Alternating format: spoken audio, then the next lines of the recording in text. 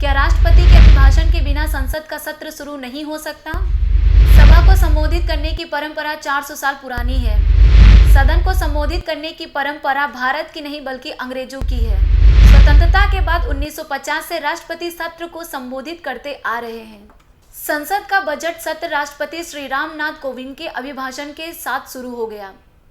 लेकिन सवाल यह है कि राष्ट्रपति के अभिभाषण की आवश्यकता क्यों थी? क्या संसद का सत्र उनके संबोधन के बिना शुरू नहीं होगा? क्या है इसका इतिहास? चलिए जानते हैं। सभा को संबोधित करने की परंपरा 400 साल पुरानी है। सदन को संबोधित करने की परंपरा भारत में नहीं बल्कि ब्रिटिशों में है। ब्रिटिश संसद की वेबसाइट के अनुसार संसद को संबोधित करने की परंपरा 16वीं सदी की है। उस समय राजा या रानी सदन को संबोधित करते आ रहे थे, लेकिन 1852 में हर साल ब्रिटेन में महारानी सदन को संबोधित करती आ रही है। यह प्रथा अंग्रेजों के साथ भारत में आई। 1919 में ब्रिटिश सरकार ने भारत में भारत सरकार अधिनियम पारित किया। हमारी राज्यसभा का गठन 1919 में हुआ था, लेकिन उस समय इसे राज्य परिषद यानी काउंसिलिंग ऑफ स्टेट कहा जाता था। लेकिन लोकसभा का इतिहास 1853 का है। प्रारंभ में लोकसभा को विधान परिषद कहा जाता था, जिसमें 12 सदस्य थे। स्वतंत्रता के बाद राष्ट्रपति 1950 से सत्र को संबोधित करते आ रहे हैं। यह संविधान के अनुच्छेद 86(1) में इसका प्रावधान किया गया है। हमारा संविधान 10 देशों के गठन के साथ आया है। 26 जनवरी 1950 के दिन संविधान लागू हुआ। इन देशों से हमारे संविधान में कितने प्रावधानों को जोड़ा गया, चलिए जानते हैं। हमारी संसदीय प्रणाली ब्रिटेन से ली गई है, इसलिए आज भी ब्रिटेन में चलने वाली बहुत सारी संसदीय परंपराएं हमारी ही तरह है, क्योंकि ब्रिटेन में उन्हें सत्र की शुरुआत से पहले राजा या रानी के द्वारा संबोधित किया जाता था। इसलिए यह भारत में भी है। संविधान में इसके लिए प्रावधान किया गया है। ब्रिटेन में एक संसदीय प्रणाली में शाही परिवार के मुखिया भारतीय संसदीय प्रणाली के अध्यक्ष के बराबर होते हैं। ब्रिटिश प्रणाली में राजा या रानी के भाषण को कॉजेस ऑफ समन कहा जाता है।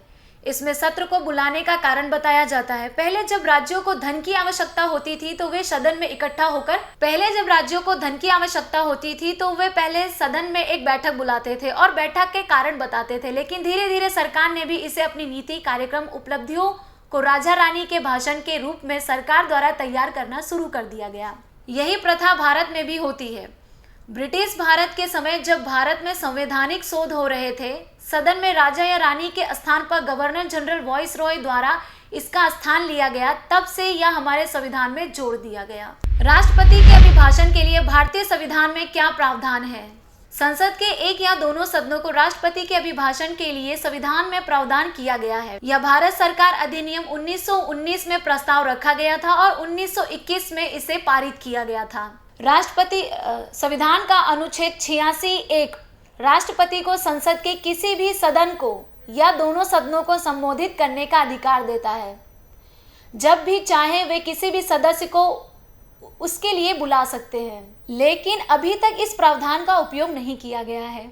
संविधान के अनुच्छेद 87(1) प्रदान करता है कि राष्ट्रपति आम चुनाव के बाद का पहला सत्र और साल के पहले सत्र राष्ट्रपति के अभिभाषण से शुरू होता है। क्या राष्ट्रपति के संबोधन के बिना सत्र शुरू नहीं हो सकता? राष्ट्रपति का संबोधन एक संवैधानिक आवश्यकता है, इसलिए राष्ट्रपति के संबोधन बिना सत्र शुरू नहीं किया जा सकता। संसद के दोनों सदनों में साल भर में 3 सत्र होते हैं। पहला सत्र बजट सत्र, दूसरा मॉनसून सत्र और तीसरा शीतकालीन सत्र। स्वतंत्रता के बाद 1950 में जब संविधान लागू हुआ था, तब राष्ट्रपति को हर सत्र को संबोधित करना होता था, लेकिन तब इसमें संशोधन किया गया। सुधार के बाद राष्ट्रपति ने आम चुनाव के बाद और साल के पहले सत्र को संबोधित करना शुरू किया। लोकसभा चुनाव के बाद, राष्ट्रपति शपथ लेने के बाद और लोकसभा सांसद के चुनाव के बाद हर संसद को संबोधित करते आ रहे हैं। जब तक राष्ट्रपति दोनों सदनों को संबोधित नहीं करेगा, तब तक कोई भी काम नहीं किया जा सकता। हर साल पहले सत्र से पहले ही दिन राष्ट्रपति दोनों सदनों को संबोधित करता है। राष्ट्रपति के अभिभाषण के बाद क्या होता है?